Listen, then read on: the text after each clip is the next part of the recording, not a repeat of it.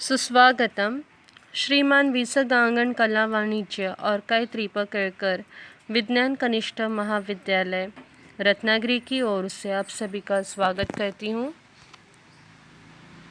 हम देख रहे हैं हिंदी युवक भारती 11वीं कक्षा की पाठ्य पुस्तक में से पाठ क्रमांक 3 15 अगस्त, जिसके कवि है गिरिजा कुमार माथुर। इससे पहले हमने भाग 1 देखा था। उसमें हमने देखे थे कि कवि कहते हैं कि आज जीत की रात है। वर्षों से हम आज़ादी के लिए संघर्ष कर रहे थे, जो आज की रात हमें मिली है। वे देश की जनता, सैनिकों तथा कर्णधारों से कहते हैं कि आज़ादी मिल तो गई है, पर सावधानी रखने की ज़रूरत है। देश की सीमाएं खुली हुई है, इसलिए अचल दीपक को लौ के समान प्रज्वलित रखकर देश की आज़ादी की रक्षा करने के लिए तत्पर रहे। कवि कहते हैं कि काफ़ी सत्कर्मों और पुण्य कार्यों के पश्चात हमें स्वर्ग रूपी स्वतंत्रता मिली है। भले ही हमने अपने लक्ष्य की मंजिल पर पहुंचकर आज़ादी पा ली हो, पर यह उसका आरंभिक काल है। हमारी आज़ादी देश की जनता के लंबे समय के लिए जा रहे संघर्ष से प्राप्त पहला फल है। अभी तो समाज के अलग अलग वर्ग के लोगों में एक दूसरे से बहुत दूरी है। अभी उन्हें संगठित करना बाकी है।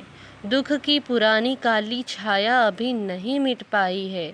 कवि देश के कर्णधारों से कहते हैं कि वे बदलते युग के अनुसार सागर की तरह धीर गंभीर बनकर भारत के दिशा निर्देश करे, अर्थात देश में युग के अनुरूप परिवर्तन लाए।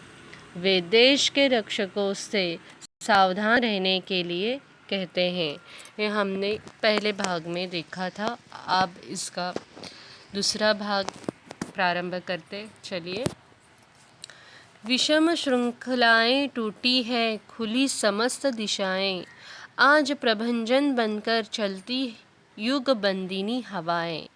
प्रश्न चिन्ह बन खड़ी हो गई ये सिमटी सीमाएं, आज पुराने सिंहासन की टूटी रही प्रतिमाएं। उठता है तूफान इंदु तुम दीप्तिमान रहना, पहरुए सावधान रहना। देखो कवि क्या कहते हैं। प्रस्तुत पंक्तियों में कवि सैनिकों से कहते हैं कि परतंत्रता की विकट जंजीरें टूट चुकी हैं और अब हम स्वतंत्र रूप से अपनी मनचाही दिशा में विचरण कर सकते हैं, आचरण कर सकते हैं। नए स्वतंत्र रूप से अपनी मनचाही दिशा को अपना सकते हैं। युगों युगों से जो हवाएं बंदी की भांति लग रही थी, वे अब स्वतंत्र होकर तूफान की भांति चलने लगी हैं। अर्थात जब हम सभी पूर्णतः आज़ाद हो गए हैं, इसके अतिरिक्त हमारी जिन सीमाओं पर अतिक्रमण हुआ है, वे अब हमारे सामने प्रश्न चिन्ह बनकर खड़ी हो गई हैं। विदेशी शासकों का राज्य खत्म होने के साथ ही उनकी प्रतिमाएं अर्थात उनके चिन्हों को भी देश से उखाड़ फेंका जा रहा है। उनके स्थान पर हमारे स्वतंत्र देश के नए प्रतीक निर्मित हो रहे हैं। हे देश के पहरेदारों, चंद्रमा की भांति चमकते रहे इस प्रगति के तूफान को तुम सही राह दिखाना और सतर्क रहते हुए सदैव हमारी रक्षा करना, पहरुए सावधान रहना। आगे कवि कहते हैं। ऊंची हुई मशाल हमारी आगे कठिन डगर है, शत्रु हट गया लेकिन उसकी छायाओं का डर है। शोषण से मृत है समाज, कमज़ोर हमारा घर है, किंतु आ रही नई जिंदगी यह विश्वास अमर है। जनगंगा में ज्वार लहर तुम प्रवाहमान रहना, पहरुए सावधान रहना। धूप के थान काव्य संग्रह से। ये कविता की अंतिम पंक्तियां हैं, अंतिम गीत है। देखो, कवि कहते हैं कि प्रस्तुत पंक्तियों में कवि सैनिकों से कहता है कि हमने स्वतंत्रता तो प्राप्त कर ली है, लेकिन प्रगति के पथ पर चलना आसान नहीं होगा। शत्रु आज हमारे घर से निकल गया है, लेकिन उसकी छाया अर्थात उसके लौट आने का खतरा हमेशा बना रहेगा। इतने समय तक लगातार शोषित किए जाने से हमारा समाज मृत अर्थात अभावग्रस्त हो गया है। आज हम बहुत कमज़ोर हैं, लेकिन स्वतंत्रता की जो नई ज़िंदगी मिली है उसने सभी में उत्साह भर दिया है। हे देश के पहरेदारों, जनगंगा अर्थात जनता रूपी इस गंगा में प्रगति का जो ज्वार विश्वास के साथ उमड़ रहा है, तुम उसे अपने साथ गतिमान बनाए रखना और सतर्क रहते हुए सदैव हमारी रक्षा करना। पहरुए सावधान रहना। यहाँ पे यह कविता समाप्त होती है। इस कविता पर आधारित हमने स्वाध्याय देखने हैं। कृति पत्रिका 2 आपके सामने है। कृति 3 संकल्पना स्पष्ट कीजिए।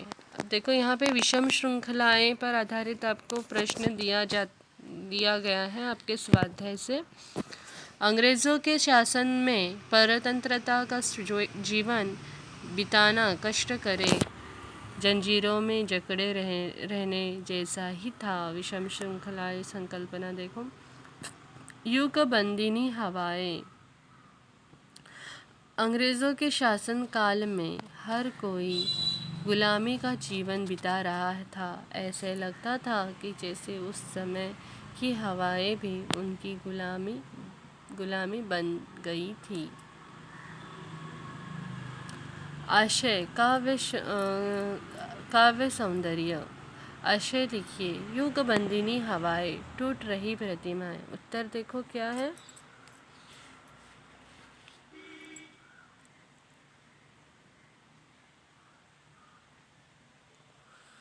प्रस्तुत पंक्तियों में गिरिजा कुमार माथुर जी ने द्वारा रचित 15 अगस्त कविता से ली गई है।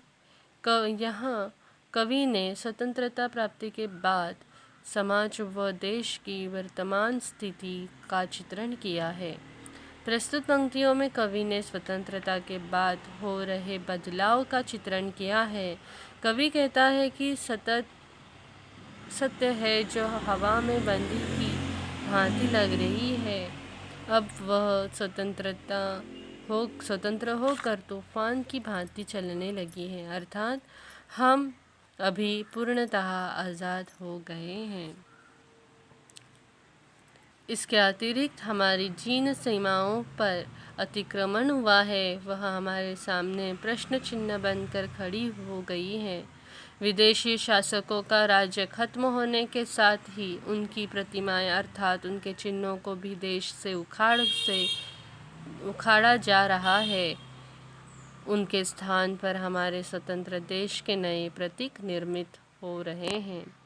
ऊंची हुई मशाल हमारा घर, इसका काव्य सौंदर्य लिखना है। देखो, प्रस्तुत पंक्तियाँ गिरिजा कुमार माथुर जी द्वारा रचित 15 अगस्त कविता से ली गई है।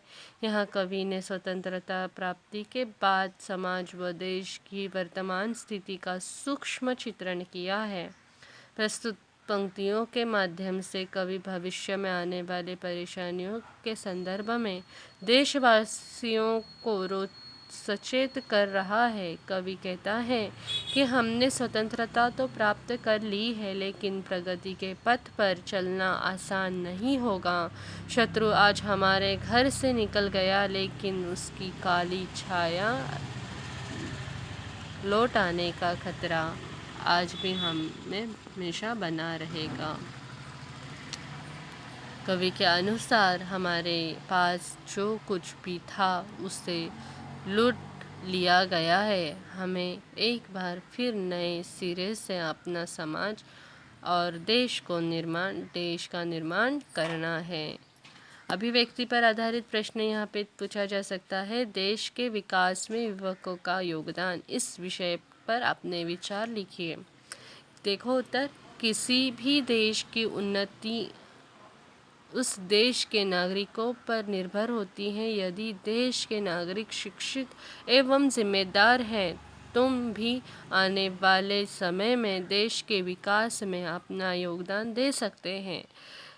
खासकर युवा पीढ़ी देश के लिए बहुत मायने रखती हैं, क्योंकि आज का युवा ही कल का भविष्य है। यदि वर्तमान समय में देश के युवाओं को अच्छी शिक्षा दी जाए, उनका सही मार्गदर्शन किया जाए और उन्हें उनकी जिम्मेदारियां से अवगत कराया जाए, तो आगे चलकर देश की उम्र उनसे बहुत लाभ होगा। शिक्षित व जिम्मेदार विवाह पीढ़ी जब अपने संपूर्ण ज्ञान का उपयोग सही दिशा में करती हैं, तो इससे न सिर्फ उनका अपितु पूरे राष्ट्र का विकास होता है। अतः देश के विकास के लिए युवाओं का सर्वांगीण विकास आवश्यक है। यहाँ पर आप अपने विचार, अपने अनुभव, अपने मत स्पष्ट कर सकते हैं। साहित्य संबंधी सामान्य ज्ञान, ये आपको परीक्षा में पूछा जाता है। जानकारी दीजिए। देखिए, गिरिजा कुमार माथुर जी के काव्य संग्रह नाशा और निर्माण, धूप के दहान विधान, शिलापंख चमकीले, जो बंद नहीं सका, साक्षी रहे वर्तमान, मैं वक्त के हूँ सामने आदि, यह इनकी काव्य संग्रह थी। आप देखते हैं तार सप्तक के दो कवियों के नाम, अज्ञेय और गजानन माधव मुक्तिबोध, यह है तार सप्तक के कवियों के नाम। अब हम देखते हैं देश की रक्षा मेरा कर्तव्य, इस पर अपने मत व्यक्त कीजिए या मत स्पष्ट कीजिए। या अभिव्यक्ति के लिए आपको प्रश्न पूछा जा सकता है कि जिस प्रकार माता अपने बालक को पाल पोस कर बड़ा करती है, उसी प्रकार धरती माँ भी अपने बच्चों पर अपना सब कुछ न्यौछावर कर देती हैं। देश की मिट्टी में भी खेल कूद कर हम बड़े होते हैं। उसी से हमें भोजन, कपड़ा, मकान और सभी जीवन उपयोगी चीज़ें मिलती हैं। देश की धरती ही हमारी पहचान है। देश की सभ्यता और संस्कृति हमें और हम उसे अपनाते हैं। देश हमें एक सभ्य समाज देता है, हमें सुरक्षा प्रदान करता है और हमारी हर ज़रूरत की पूर्ति कर हमें अपने पैरों पर खड़ा होने का अवसर प्रदान करता है। अतः हम जिस देश में रहते हैं, उसकी रक्षा करना हमारा नैतिक कर्तव्य है। रसास्वादन के लिए आपको यहाँ पे प्रश्न दिया गया है कि स्वतंत्रता का वास्तविक अमृत समझाते हुए प्रस्तुत कविता का रसास्वादन कीजिए। अब रसास्वादन करते समय हमें ये मुद्दों के ज़रिए ही हमें रसास्वादन करना है। पहला आता है, उस कविता का हमें शीर्षक लिखना होता है। इसके लिए आपको एक गुण प्रदान होगा। रसास्वादन जो प्रश्न आपको होता है वो 6 गुण के लिए होता है, 6 अंकों के लिए होता है। इसके 6 अंकों के लिए हमें जो मुद्दे चाहिए, आवश्यक जो मुद्दे चाहिए, वो यहाँ पे आपके स्क्रीन पर दिए गए हैं। देखिए, पहला होता है शीर्षक अर्थात उस कविता का शीर्षक हमें याद रहना ज़रूरी है, साथ ही उसके रचनाकार का याद रहना चाहिए। अब इस कविता में देखिए, रचनाकार और शीर्षक है इस कविता का 15 अगस्त, रचनाकार है गिरिजा कुमार माथुर। अब इस कविता के हमें केंद्रीय कल्पना हमें ज्ञात होनी चाहिए, मालूम होनी चाहिए। देखो, केंद्रीय कल्पना क्या है? तो केंद्रीय कल्पना है, स्वतंत्रता के पश्चात विदेशी शासकों से मुक्ति का उल्लास देश में चारों ओर छलक रहा है। इस नवोल्लास के साथ साथ कवि विदेशवासियों तथा सैनिकों को सजग और जागरूक रहने का आह्वान किया है। समस्त भारतवासियों का लक्ष्य यही होना चाहिए कि भारत स्वतंत्रता पर कोई आंच न आने पाए, क्योंकि दुखों की काली छाया भी पूर्ण रूप से हटी नहीं है। इस तरह से इस कविता का केंद्रीय जो संकल्पना है, कल्पना है, केंद्रीय कल्पना, वो हमें पता होनी चाहिए। और वो वहाँ पे हम अगर ये लिखते हैं तो हमें यहाँ पे 2 गुण मिल जाते हैं। देखो पसंद की पंक्तियाँ। अब पसंद की पंक्तियाँ जो है वो हमें पूरे कविता में पसंद की पंक्तियाँ लिखनी होती है। कौन से आपकी जो पसंद की पंक्तियाँ हैं वो लिख लो, इसके लिए आपको याद करना भी आवश्यक होता है। आज जीत की रात पहरोए सावधान रहना, खुले देश के द्वार आंचल दीपक समान रहना। पसंद आने का कारण भी हमें प्रस्तुत करना होता है। यहाँ पे प्रस्तुत पंक्तियाँ मुझे पसंद आने का कारण, इनसे हमें सदैव सजग रहने की प्रेरणा मिलती है। यह पंक्ति है दर्शाती है कि विजय प्राप्त करने के बाद कि भी शांत नहीं बैठना चाहिए। विजय प्राप्त होने के बाद भी हमें शांत बैठना नहीं चाहिए, बल्कि उस विषय को बरकरार रखने व विकास करने के लिए सतत प्रयत्नशील होना चाहिए। क्या कहा गया है? उस विकास को हमें